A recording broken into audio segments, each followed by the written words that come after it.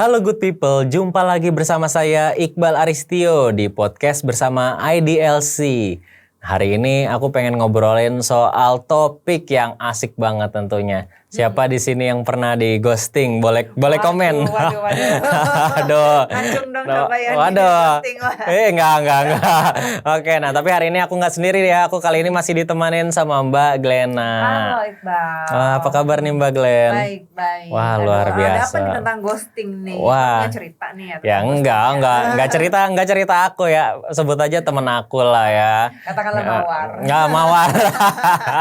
Nah iya, misalnya nih si mawar ini dia udah pengen nikah nih sama cowoknya. Terus habis itu nggak tahu kenapa ya cowoknya itu hilang, padahal mawarnya tuh udah ngeluarin duit juga lah buat nikah gitu.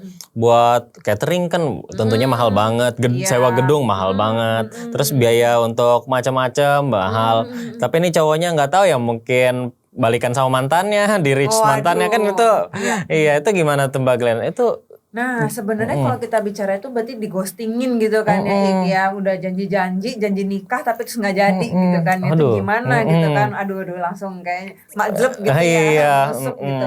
Nah sebenarnya kalau secara BW memang dari dulu pasal 58 BW janji nikah tuh nggak bisa digugat Nah jadi kalau misalnya memang nggak jadi nikah ya udah itu kan janji nikah gitu kan. Nah jadi emang nggak bisa digugat di depan pengadilan.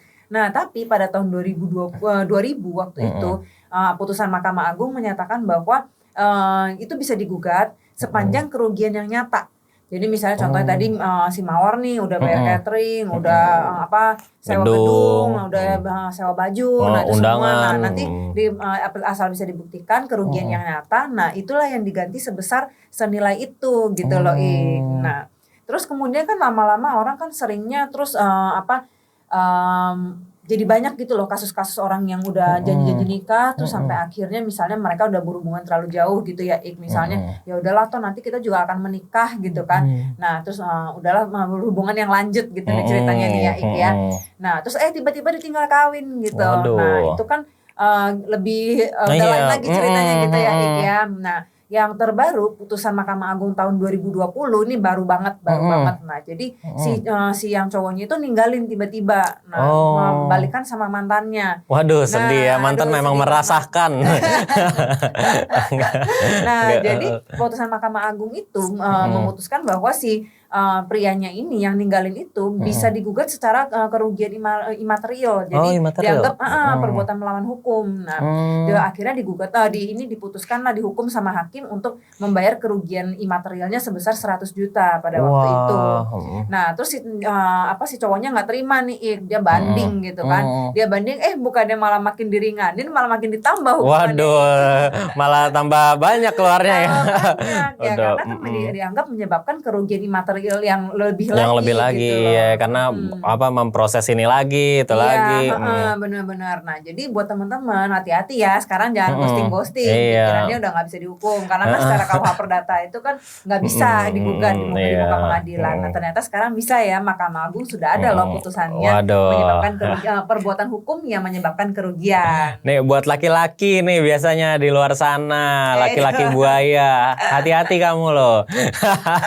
Karena ini kamu bisa dituntut juga ya Mbak Glen. Iya, sekarang udah bisa dituntut dan memang sudah ada putusannya. Jadi ini udah terjadi gitu.